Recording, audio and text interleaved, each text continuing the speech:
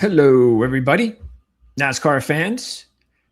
We are here to preview the Eero 400 from Chicagoland. Boy, we haven't said anything about Chicagoland for many, many years. And my on-air partner here just decided to kick me in the groin before we went on the air, letting me know that it looks like there's only going to be one race at Chicagoland if NASCAR has their way, and back to the streets we go. And that would be CJ Radune of RotoWire.com. So CJ, thanks for that. Hate to be the bearer of bad news. I know we were both looking forward to a return to Chicagoland. I think this race has all the potential this weekend to make the most out of this car and this track. I think we've seen good races at Chicagoland in the past, and this car and tire seems to negate some of the problems that we've had on 1.5 mile ovals in the past. But it sounds like if things are to be believed, that contract negotiations are well underway and close to being finalized for move back to the streets of Chicago, starting with next season. So we'll see how it all plays out. Like you said in response, we'll see how this race goes this weekend, see if they rethink any decisions they might be making. Yeah, because look, if it's a bad race, if it's a dominating, boring race, then we're not going to have anything to complain about. But if it's one of the best races of the season, then maybe they'll think twice. We'll see what kind of response they get, and then go from there. But even to come up with this, I mean, you would have to think it is something to do with, because look, they're not doing this unless they're making more money off of it, because everything is about money, obviously. So I just, but it just is, it really, you think about it, the last, I mean, how many races did they have there? 2 or 3? On the street course, I think it was three, if I'm not mistaken. I mean, it seemed like it rained twice. Yep. It seemed like every race there was something weird going on, and they're going to go back to this place. They can't even keep their football team, and we're going to throw them and we're throwing them a lifeline on a street race. I mean, seriously. Yeah. I mean, were there any fans there? I don't even know if I saw any fans at the street race. You know, where you can put up some places you can actually see the fans, like at San Diego. I'm not even sure if I even saw a situation where there were fans in Chicago. Maybe I just missed them. I'm sure there was a place, but it's just, I don't know. I just didn't really get the feeling that Chicago fans were like all pumped for NASCAR returning to Chicago and a street race. Yeah. So. I don't know what the attendance figures were. We'll see what the attendance is like this weekend at Chicagoland, see if it's any better. But just from an entertainment standpoint, and as a fan watching on TV, certainly the oval, with the way that the cars are running now and the rules package that they have, I think is significantly better. If we go back to the street course, I think it's going to be another Shane Van Gisbergen kind of domination processional type of thing. I really don't know. We'll see how it plays out over the next couple of weeks. Hopefully, I hope for a good race this weekend, and I hope a good enough race that it kind of sways the opinion to try something different for the next couple of years, at least. Yeah, so SVG surprised everybody with his win on Sunday, and I guess the good thing was there was some better competition. Gibbs had a good race. Briscoe was pushing him late. We'll see whether or not that has any impact next year. Thank goodness. We don't have to see one of those races again this season. And I know there are fans out there that like it. So to each his own. But yeah, I don't even tell you the truth. I mean, if you're the only thing I would look at if I was like a resident, the only reason I would enjoy it would just be if I'm like, hey, all right, let's go down to the street race or go down to the road course track and we're going to have a party, and that's going to be the backdrop of the party, because you can't follow the race on a road course unless you got your binoculars, I guess, the entire race. I mean, how do they watch? They have big screen TVs, I'm assuming, right? Somewhere where you can see everything.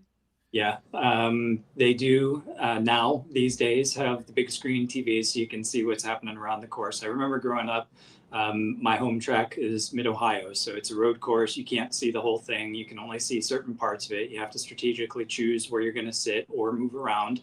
So I get it. And you kind of hear the announcers and you hear the cars going around, you hear the announcers as they come around, but you really don't know what's going on until they come by you in a position to change. In a blink of an eye. Or somebody's closer or whatever the case may be. Yeah. And it's fun. Don't get me wrong. I love it. And I love road Sure. course racing. I love the strategy in it. But you see so much more on TV. Absolutely correct. And I think with the July 4th weekend, that's what they're aiming for again, trying to bring people downtown. I don't know. Honestly, you brought it up. I hadn't even thought about it until you said it. Does it have anything to do with the Bears leaving? Maybe if they don't have that draw downtown anymore, that's where the race takes place. Maybe they're looking for ways to get people back there, and this is one way to do it. So that could be in the cards as well. All right. So what was the situation? Because I had never seen the practice and the qualifying in a group setting before. What was that? Well, because Sonoma, the way it's set up last week, obviously we talked about it on Saturday when we did our the speed chart recap show on Saturday night, as we do pretty much every Saturday night at 9:00 Eastern. And so it just didn't make any sense to me then. It obviously still doesn't make any sense to me now, which is why I bring it up because you're here. But I can understand if the track, there were no differences on the track. It was group one, group two. The more grip you have, the later it goes. An advantage to one driver. I mean, to a certain group of drivers. That's different. That's what happened on Saturday. Is that group one, which was SVG's group, was much slower than group two. Group one, SVG won the group, but ended up starting 5th or 6th in the race because the first 5 drivers in group two were ahead of them. They were faster. And then, so I just didn't understand why they did it that way. Like I can understand a little bit practice-wise as CJ gets knocked off, but I really don't understand qualifying. So as soon as he comes back, we're going to get his take. And don't forget, we are on, or I am on every Saturday, including this week, because on this week's show, they are going to have practice on Friday, and that's going to start at 6:00 on True TV. And then they're going to have qualifying on Saturday at 3:00 on True TV. Again, another strange thing why they're separating practice and qualifying at Chicagoland. I don't know what that's about. Anyway, so why do you think they did that? Because I've never seen it before, especially, like I said, on a track where Group 2 gets a major edge because of the track being worn down and so forth, more grip. The main reason I can think of would just be traffic. I mean, you've got so many cars. Sonoma is narrow.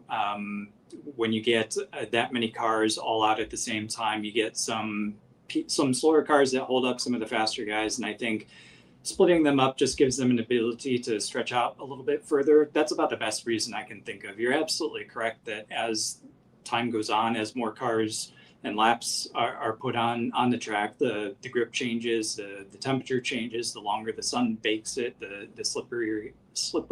more slippery it becomes, etc., if I can say it.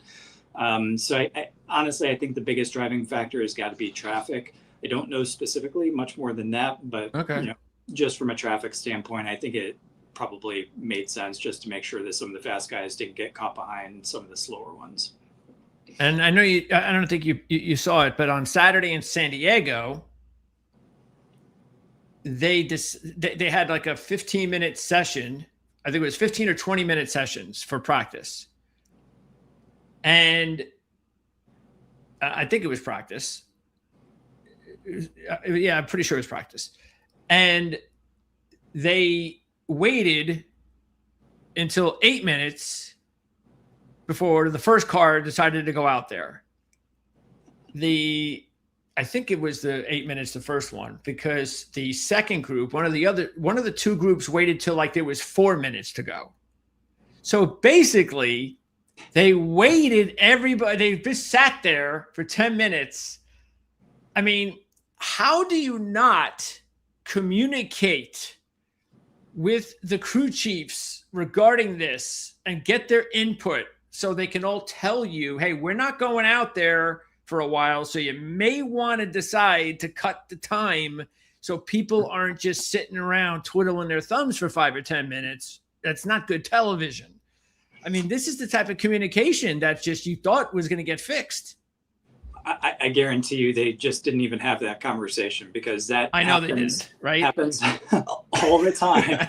All the time. I mean, that used to be a major problem in Formula One. So Formula One spent years trying to tweak the rules of practice and qualifying, because you'd have everybody just sitting there waiting until the last 3-4 minutes of whatever session it was, and then go out and get the stuff done. They are all waiting for somebody to go out and clear the track off.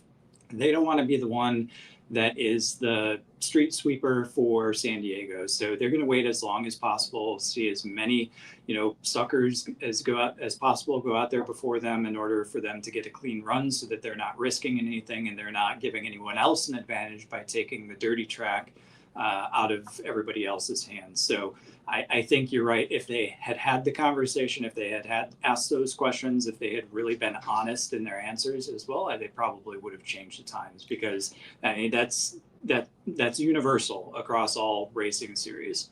Well, if NASCAR is going to have this, okay, you're going to go out group 1 and group 2, and if you have a bad race, and then we have the group stage the next week, and then you're going to get stuck in group 1. Well, if you can do that, then why can't you decide, okay, well, hey, you finished last and you're in group 1, you're going out first. Sure. We're telling you to go out first. This is your penalty. Why can't they do that? They could. Again, that's something that I think should be tried.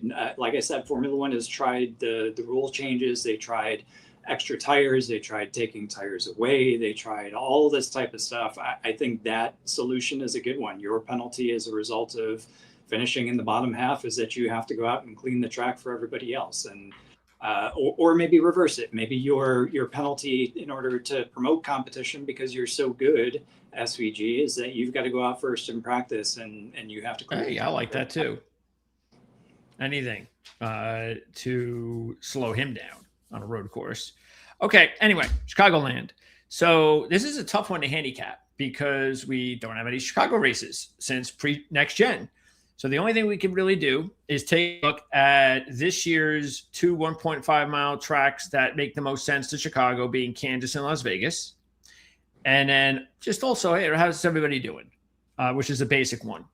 And what's interesting is you find out that Kansas and Las Vegas, 12 of the last 13 winners of both races, at both locations, started in the top 10. The winners, 12 of the last 13, both at Kansas and Las Vegas, started in the top 10. So you should think that you better start in the top 10 as well here at Chicagoland. Also, next gen winners, Kansas, Toyota dominated the weekend this year and won the race. That was a Reddick win, I believe. And then you had Toyota winning with Hamlin in Las Vegas. So once again, Toyota is the manufacturer to beat. Hendrick actually was pretty strong in Las Vegas as well. So you look at Toyotas, you look at Hendrick. That's pretty much what I would look at. And Ford, once again, just seems to be behind. But, that's been the case pretty much with everything with Ford, except maybe some of the super speedways. And even there, it's not like they're winning races. So they're pretty far behind Ford, aren't they? Yeah, they are. They have to figure out how to step up in performance. You've seen Chevrolet. Spire's been good all season. They haven't been the class of Toyota, but they've been the best Chevrolet up until recently. Just in the past couple of weeks, you started seeing Hendrick Motorsports turn it on, which is Kyle Larson coming forward, Chase Elliott having some speed, Larson actually going out and leading a lot of laps over the past several weeks, but they're still not on par with what Toyota's got. So we'll see what they've come up with over the past couple of weeks. Ford, definitely has a much longer way to go. Ryan Blaney is still hanging in there strong in third place in the championship standings, just because he's been able to avoid making mistakes and just finishing as high up as he can. He just doesn't have the car to be able to get up there and lead, but the top 10s, top 5s, whenever he can get them, those are keeping him well within the, doing him well within the points standings. And here's a little tidbit. Maybe this is the reason why they already knew they were only going to race here 1 year. I don't know. But this Eero, again, it really is kind of strange that a router Wi-Fi company would be sponsoring a NASCAR race. I mean, that's a lot of routers to sell. And I just, so there's got to be something else going on there. But they just have an awful logo. I just wish NASCAR, I really maybe should contact NASCAR and send out like find out who it is with all these racetracks that do their logos. Can I get a try? Can I try to create your logos for you? I mean, this logo is terrible. I mean, I tried to create the transparent look, which is always the best look. And it's almost impossible to do. Even the JPEG file is just not even crystal clear. It's like a little foggy. It's just not a good logo. So, but it's better than F1. They don't even have race logos. So, okay. This should be an easy question. Who's the favorite of the race? Denny Hamlin. Yeah, it's just like last year, the last couple of years, we kept saying that. It was always Kyle Larson. Yeah. And now it's Denny Hamlin. Well, Denny Hamlin is not only the favorite of the race, but he is the overwhelming favorite of the race. So what do you think his odds are? You saying that? I don't know, 3 to 1. 3 to 1. There you go. Bingo. Yeah, he's actually down to almost 2 to 1 at Bovada, my sports book. So, yeah, you're getting 3 to 1, and we'll get into why. Just a sec. Who do you think second? Got to be Tyler Reddick. And third, you should get this. Kyle Larson. Attaboy. So there you go. Hamlin, Reddick, and Larson. And look, Denny Hamlin has been clearly the king here for a while now on these 1.5 mile tracks. And this year, dominated both races, won the race at Las Vegas, and in Kansas would have won. And by the way, I look back and I realized I had picked him in that race as my top pick until the very late, I think it was even the last lap caution that comes out. And then Denny Hamlin, everybody's got to, I think they all pit, something like that. I forget exactly how it went. But anyway, Reddick wound up on the restart, passing everybody, and wound up winning the race, even though Denny Hamlin led 131 laps in the Kansas race. So he led 265 laps in the 2 races at Vegas and Kansas this year. And remember, before the road course races, Hamlin was on a 3-race win streak. For Reddick, this is just one of those weeks, and I've been saying it even more and more on the Saturday night shows, that he's just in a rut. I know it's a mini rut, but it's a rut. And because of this little rut he's on, with 3 of his last 4 races being 25th or worse, there's no way I'm touching him now at 5 to 1. Even though he won the race at Kansas, keep in mind, look, he was on the pole, fastest in practice, but if he doesn't get the late caution, he does not win the race. And that was just a freak occurrence. Another reason why we always talk about this is why it's dangerous to wager on heavy favorite drivers, because freak occurrences occur, like what happened with Denny in this race at Vegas and what happened to SVG just a couple of weeks ago. It's just a big risk. Reddick was also 13th at Las Vegas, so it wasn't like he dominated in any way, shape, or form like Denny Hamlin. But Kyle Larson comes in hotter than Reddick. He's at his hottest this year with 4 straight top 5s. He was 7th at Vegas, leading 62 laps. He was 2nd at Kansas, leading 78 laps. So, yeah, to me, it's definitely, look, I don't know if I could take Hamlin at 3-1, but you just got to figure the more and more Kyle Larson puts himself in these positions, he's just going to turn around and get a win, and he's certainly overdue. Yeah, Larson has been knocking on the door of victory lane for the past several weeks, including the road courses. But you saw the performance change the past couple of weeks on the oval races for sure, getting out there and leading laps. And it's not just the top fives or top tens where he tends to consistently finish if he doesn't crash, but it's legitimately getting out there and leading lots of laps. And he did both of those things at Kansas and Las Vegas this year. So I do think that if you're not going to go with the favorite Denny Hamlin, which there's all the reason in the world except for the odds this week to go with Denny Hamlin, I think the next obvious choice is Kyle Larson. Denny Hamlin, though, 130 laps led in Las Vegas, and at minimum, like more than 130 laps led in both Las Vegas as well as Kansas. So he's got these tracks down. We talk about Toyota having the edge.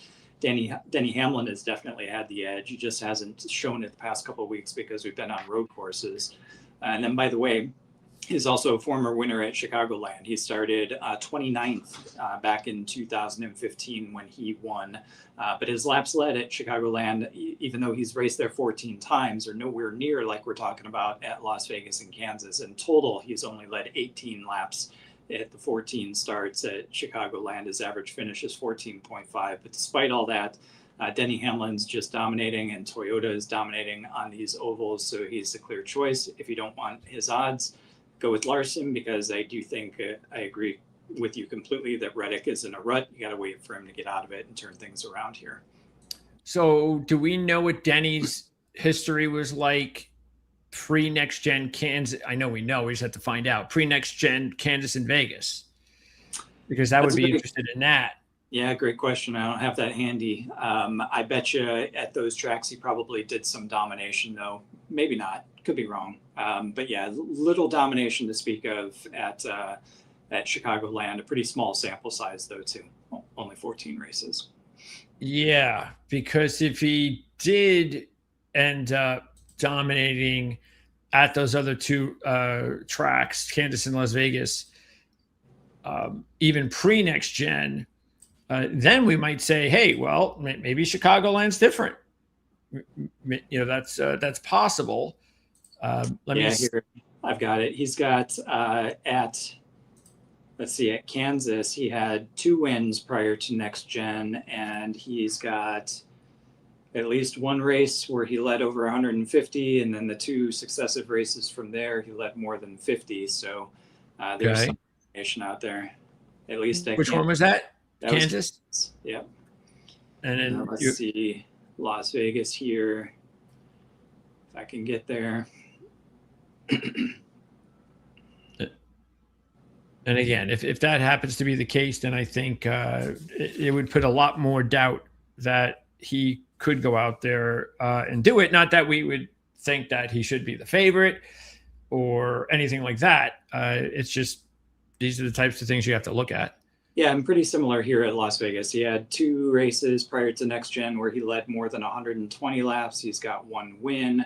I think that, it's interesting at both tracks that the dominating races, both Kansas and Las Vegas, where Denny Hamlin came out and dominated, that are pre-next gen, I think those are both after 2019, which was the last race at Chicagoland. So perhaps as his career grew, as he grew into his seat at Joe Gibbs, things just got better for him in the recent years.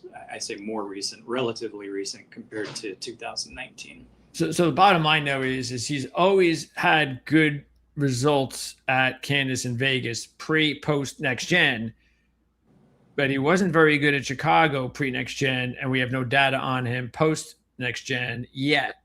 You got it. Yep. So it's basically just a little bit of a warning that even though he's been good at those other 2 tracks, like he was dominating them this year, we don't know. Maybe he just decided about Chicago next gen or not. That is just not Denny Hamlin. It does not suit him. So we'll see. Maybe again, that's why it's important to check out Saturday, because as we said, you really want, like keep in mind, I mean, when Hamlin won his race at Vegas, he was second in qualifying and practice. When Reddick won the race at Vegas, as I said, he was first in qualifying and practice. So let's see how Denny Hamlin goes out there on Saturday. If he looks a little slower than normal, it might be a warning that maybe the track isn't just another 1.5 mile track for Denny Hamlin. So we'll see. Okay, next up.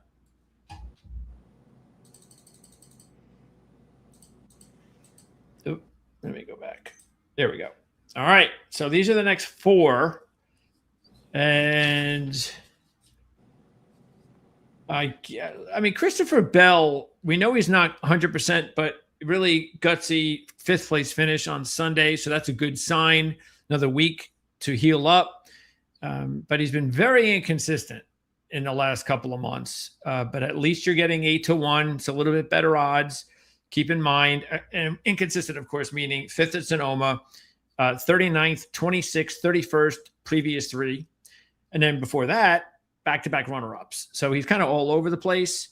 Not sure what to see here. But what is good is the 5th place at Sonoma maybe gets him going again based on the fact that he led 31 laps at Las Vegas, finishing 4th, and he was one of the best cars. And at Kansas, even though he finished 20th, he led 47 laps. So he's looking like a pretty good contender here. Odds, though, no major value. So it is what it is. But he does drive a Toyota. And then you've got Blaney, who's on a hot streak of 8 straight races of finishing 11th or better. So he just hasn't been able to lead a lot of laps or put himself in position to win races. But he's at least been consistent. And even though he does not have good results at both races this year at Vegas and Kansas, he had a pretty good car at Vegas, deserved a better fate. Both him and his teammate Austin Cindric did. So I think you should keep an eye on that. I have no idea what William Byron is doing here at 12-1. I mean, is somebody putting a lot of money on him or something that I'm unaware of? I mean, this is just okay. He was 3rd at Vegas and 7th at Kansas, but that was a while ago. He has 1 top 5 in his last 11 races. He just shouldn't be 12-1. Elliott even is kind of fading away a little bit with no top 5s in his last 7 since his win at Texas. And I wouldn't be completely taken in by the 2nd at Vegas either. He didn't lead any laps, and he basically came from nowhere. That was that race where he was like, how the hell did Chase Elliott get 2nd place? But that was when things were going really well for Chase. He was also 8th at Kansas and had a solid car. And remember, I said Hendrick was really good at, I think it was Las Vegas. So I can understand why you're seeing these Hendrick drivers up here, but I just don't think you're getting any value with them because there's chinks in the armor with Byron and Elliott. Larson, different story. So as far as this group goes, yeah, I think Bell is I would be a clear pick for me. Again, even though he's been inconsistent, 8-1, and Blaney had probably taken. I think I want more than 10-1 with Ryan Blaney. I think that's the thing that I'd be against at that point. Yeah, it's going to take something special for Ryan Blaney to get in a position to win. Like we talked about at the beginning, Ford just doesn't have the legs on Toyota right now until we start seeing Ryan Blaney coming out and leading laps like we talk about with Kyle Larson. He's going to have it all to do to be able to have a chance at winning one of these races. He's going to, I hope he continues to maximize what he's got and continues to do those top 10s as they figure things out. But until they start figuring those things out, I'm not taking him for the win. I do think Christopher Bell is the best choice. Out of this group, he was really strong and just hit a really rough patch of bad luck. Led a lot of laps in position to win, had fuel run out on him, ended up in a crash that wasn't his fault, then a broken wrist, gutsy drive to come through at Sonoma, really difficult track. You shouldn't face the same kind of physical constraints this week as he did at Sonoma, and he did really well at Sonoma, so I don't have much concern there.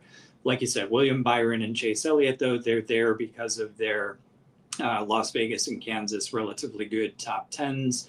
Like you said, that was a long time ago. Both of them are kind of on a backward slide, though. or right now. I will say Chase Elliott, though, 4 races at Chicagoland, a combined 117 laps led, which is significantly higher than Denny Hamlin throughout his career at this track. But again, everything changes with this new car. You got to go more on what they're doing right now. And Chase Elliott, like you said, is kind of in a slump. All right. Here's the next 4. Briscoe and Gibbs before we separate after that. And Briscoe driving a Toyota, so that has to stick out.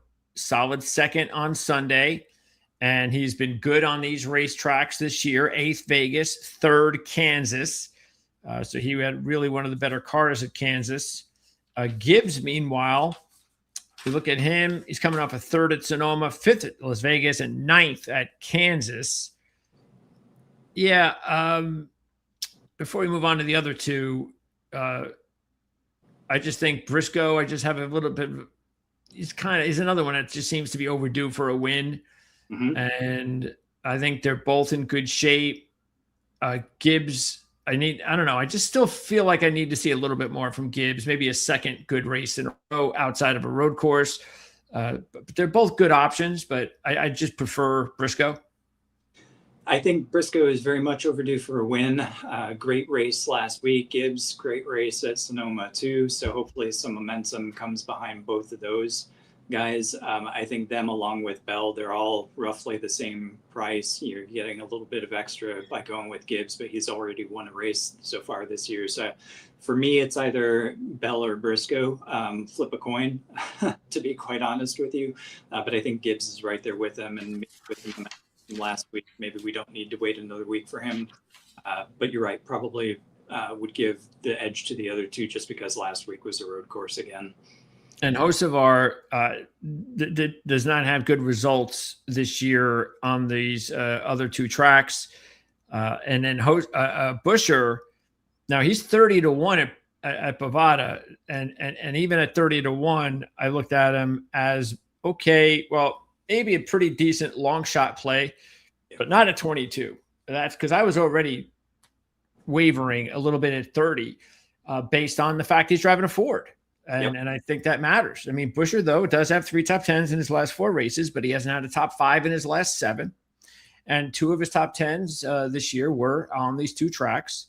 So I do prefer Buescher over Hocevar. But again, I find it interesting that Bovada has Hocevar at 20-1 and Buescher at 30-1.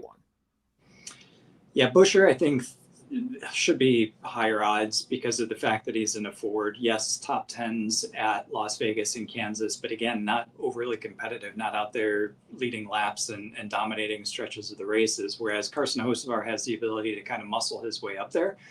I could see Hocevar coming out and leading some laps and qualifying toward the front. That's been what he's been doing pretty recently, road course or not, and coming to Chicagoland, back to Chicagoland, where there's not a whole heck of a lot of experience recently. I could see Hocevar being up there, so that's why I'd give him the edge. But I do think Briscoe, Gibbs, Bell, all of those guys are better shots.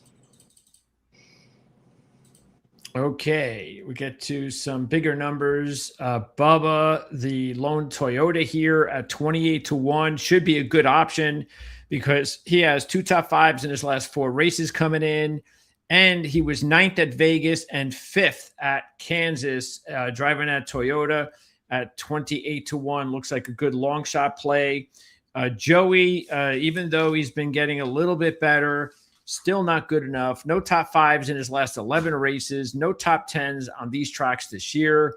Keselowski is still in a rut. No top 10s in his last 9 races, even though he's had 2 top 10s on these tracks. So he's been awful in practice and qualifying lately. So if you're interested in Keselowski, I think you just wait until Saturday because it's a big enough number. You're still going to get something valuable if he qualifies and practices well. I think it's worth the risk. And Chastain, meanwhile, is starting to get a little bit better, but it's just, I don't know if it's enough. No top 5s in his last 4, but all of those 4 races were 16th or better, including a couple of top 10s. It's just that on the other 2 racetracks we're talking about, he does not have a top 10. It's a big number, but another driver that you just better off waiting until Saturday. All four of these guys have Chicagoland experience. Chastain and Wallace, tough to say how much that applies because they're completely different drivers than they were back then. Didn't have great results to speak of. I think each of them only had 2 races, whereas Logano and Keselowski raced there at the time where Penske was one of the best teams in the sport and consistently so. So they've got a ton of top 5s and top 10s. But I'm not so sure that translates to this week again. It's a new car, new season. They're both not doing great. Logano's entire season has been terrible. Keselowski, even though Logano did show some speed and some promise early on, since then it's just been absolutely nothing, has not been able to figure it out. And then Keselowski has taken a big step backward in recent weeks. So both in Fords, we know that Ford's not competitive. It does not matter what team you're on either. Ford just cannot keep up with Chevrolet and Toyota, it appears. So again, until that changes, I'm hesitant to take either one of those, which leaves me with Wallace being in the Toyota. 23XI had some success this year. Throw away his past results at this track. I think out of this group, I'd go with Wallace. And now we get to some bigger long shots. Eric Jones, I definitely prefer the odds I see here because he's 40-1 at Bovada, which I thought was a little bit low, but still, it's a nice number considering Eric Jones. If you look at him before the road races, was on a nice little run of 4 straight top 13s, including a runner-up. So now hopefully he'll pick up where he left off. But he did not have good results on these tracks this year, so you don't know whether or not that's just not good for him or he's a different driver, which he really is since then. But it's a big number. And then you also have Daniel Suarez. No top 5 since the Charlotte win. Not a big surprise. No good results at these tracks. Corey Heim, if he's going to win a second race in a year, then he's going to do it without me because that would be freaky crazy. So I'm not – no, I can't see it happening. Austin Cindric, though, would be an interesting long shot because of the fact that – on the sports book, he's 150-1. And I put a buck on him. I said, fuck it, 150-1. Because of the fact, as I said before, Blaney and Cindric actually deserved a better fate when they raced earlier this year at Las Vegas. And so I wouldn't look at those results there. But still, it's a Ford. And if you can get 150-1, that's different, especially than 65-1. 12th and 19th for Austin Cindric at the Kansas and Las Vegas races this year. Interestingly, Eric Jones and Daniel Suarez, I think for at least one race early on in their careers, they were teammates at Joe Gibbs here at Chicagoland. Eric Jones clearly with the better record of the two. I think he's got 2 top 10s out of 3 starts at Chicagoland. I'm not sure Suarez has any. It'll be good to see Suarez come back to an oval, though, because I feel like he's taken a step back on the road courses, was pretty much nowhere to be found in Sonoma. We do know that Spire's been doing pretty well on the ovals, so perhaps Suarez can take a step up. But like you said, Austin Cindric, he showed speed on these tracks at the beginning of the season, just hasn't been able to close out races. Biggest concern still is just the fact that he's in a Ford. Okay, let's move on. There are some bigger numbers, and out of these, I think the one interesting ones would be Priest, because in his last 5 races, he has been improving on almost all 5. He has not gone backwards in any 5, including 11th and 8th on the road courses. So that you could look at it as, well, yeah, he kind of got it on those road courses of the street race, but just hasn't been going well everywhere else. But he was 11th in both of the races at Kansas and Vegas. So he could be an interesting long shot, but he's driving a Ford. And then you have, of course, our boy Zane Smith, who I've already put money on my sports book because he's 250-1 on my sports book. And I was like, I'm taking that. So I'm just going to keep betting on Zane Smith. Because if he just wins one of these races, and then Smith against all these other long shots in this range, nobody's got the results he has. Everybody in this range is like no top 5s in like 15 races or we're in the 20s and the 25s. But Zane Smith, he has 4 top 10s in his last 9 races with 2 top 5s. And he's 250 to 1 at the sports book. Not that this is not a sports book, but it just shows you the difference in sports books, which is why I always advise to have 2 different sports books, because you'll see the differences in the prices. So, yeah, I mean, I think out of this group, and by the way, Shane Van Gisbergen's worst 2 races of the year were at Vegas and Kansas. So he's not going to win on Sunday. Just to illustrate how good Zane Smith is, and he's got to be in store for a bigger ride, bigger things in the future. He's driving a Ford too. You just said all of that, and he's driving a Ford. And we talked about this whole show how Ford is not competitive yet. Here's Zane Smith at the back of the field grabbing these results, which is just incredible. So you want to talk about how to spot future stars. Look for those types of things. Zane Smith clearly fits that bill. You didn't say anything about Alex Bowman. Alex Bowman won he won the last race at Chicagoland. He led 88 laps that day. He had 2 top 10 finishes before then. He did not race in Las Vegas. I think that he was out with vertigo, if I'm not mistaken. Was a top 20-ish kind of guy in Kansas, but he was actually 18th. Yeah.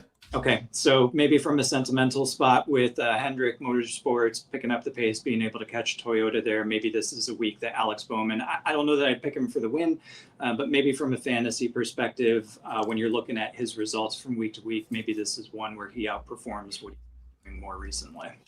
Yeah, I wasn't even looking at him because he was 66 to 1 at the sports book. You're actually getting a little bit better at 80 to 1 here. And again, he is driving Hendrick, so that should mean something. And I would just look at him the way I was mentioning the other long shots. Keep an eye on him on Saturday because it's a big number and you're still going to get something if you wait. Okay, and then as far as the rest, I don't see anybody here that I would really be interested in. I mean, yeah, nobody. I mean, maybe I'll take a look at John Hunter if he has a good Saturday, but nobody else. Yeah, for anybody else, I would wait to see what practice and qualifying has, just to see if there are any kind of surprises out there. But it would have to be consistent. It'd have to be fast in practice as well as qualifying and really high up there for me to think they'd be able to pull it out over a full 400 miles. Yeah, I don't see anything on these, the history of those drivers. So hard pass. Okay. So as far as the picks, I go first, correct? You do. Yep. And you hit your pick last week, SVG at minus 150 to 1, which gives CJ a grand total profit of nothing. But he didn't lose anything. So he broke even, which means he didn't have to lose $100 like I did. But our combined earnings are still at $1,420 for the year. So let's see if we can get going now that these road courses are behind us. But Denny Hamlin's a heavy favorite again. It just seems like the last 5 or 6 races, it's either been Denny Hamlin's ridiculously low prices or SVG at our road courses. It's like we're not getting anything to go on. And, of course, Denny won 3 straight, and then SVG won. And then, of course, there was the crazy win by Corey Heim, which nobody could see coming. So it's just no really opportunities for any profit on wagering on NASCAR for the past month and a half. So I have no idea if that's going to change on Sunday. But I just can't take Denny Hamlin as the top pick just because there are a little bit of some warning signs. I'll feel a lot different on Saturday. The problem is if he has a really good Saturday and is on the pole and really good in practice, then those odds are going to drop a lot. And so it is what it is, but I'm going to go ahead and jump on Kyle Larson. Yeah, Larson would have been my top pick if I were choosing first, but I'll have to forego the profit again. Still looking for a win, so I'll go with Denny Hamlin. Okay. Next up, I got to get more than Bell, unfortunately, or else he could have been a good pick, but I'm going to go up here. And I will go with Briscoe. All right, I'll take Bell as my second. Okay. And then the long shot play comes down to Wallace, Jones, Cindric, or Zane Smith. So I'm going to go ahead with Wallace. I will go with Alex Bowman. Oh, okay. I like it. All right. And there's the others we talked about as far as the favorites left off the table. Blaney, Gibbs, I want to see what they do on Saturday. And then long shots would be, again, the ones I just said. Maybe Buscher will throw them in there as well as some long shots to keep an eye on. Anything else going on as far as F1 or anything? Yeah, we got the Grand Prix of Great Britain this weekend. We'll see if it rains or if it's hot and sunny with the heat dome that they've got. George heat Russell, dome? Yeah, the heat dome baking Europe. So we'll see how that plays out. Oh, okay. Mercedes, that's right. Yeah, Mercedes, they don't have air conditioners, right? That's the story? That's correct. Yank them out of the window. Not allowed to have them. They look ugly. It's just you think we have it bad here, man. I just could not imagine living there. I just couldn't. No air conditioning in the summertime. Freaks. All right. So anyway, I mean, it's 2026. Yeah. I mean, come on now. What are we talking about here? That would have felt weird if I was 20 years old and it was 1988. I mean, I would be like, well, I would have called them freaks back then. And it's 2026. Yeah, it's crazy. All right. Anyway, so no good options here yet because Verstappen's numbers are dropping now. It's 6-1. You know, Verstappen was actually quite strong at Austria, so he might not be. He's moving into the range where he becomes a feasible choice. I think it's going to be different at Silverstone because Silverstone's totally different track than Austria. I think Verstappen and his car probably benefited from the way that Austria's layout is, so had a better race probably than would have expected. Clearly, it's going to be between Antonelli and Russell still. McLaren closing the gap, so Verstappen is inching up there to perhaps make a choice. But otherwise, again, this week, you're flipping a coin. It's Antonelli or Russell. They're going to be your two favorites, and they're going to dominate and probably be on the front row. Yeah, the problem is that if he keeps those odds keep dropping before he wins, then it's not even going to be value anymore. Exactly right. Yep. You're going to have a week to do it. I don't think this is it. Maybe wait until we get to Holland and Zandvoort after the August break. Okay, so I will be back on Saturday night once again. It looks like there's no reason for me to think it's not going to be 9 o'clock. That seems to be the running deal. So hopefully we'll see you then. You can have links in the description of this video right now where you can check out the RotoWire page where CJ will have his report every Friday on the races, his own DFS report. And so, again, as you watch us talk about the drivers on like today, and we don't specifically go into the DFS selections or anything like that, like I will do on Saturday. You just have to, of course, read between the lines when we like long shots and things of that nature. Then you get the idea about why we would like them as well when we're putting our teams together on Saturday nights or Sundays. So I'll do more of that on Saturday night. And then when I'm on board Saturday night, you can check out the links then because CJ will have an updated one, which will have the report, which comes out every Friday at rotowire.com available for you. But if you'd like to not wait for that link, then use the link now and wait. Bookmark it for every Friday.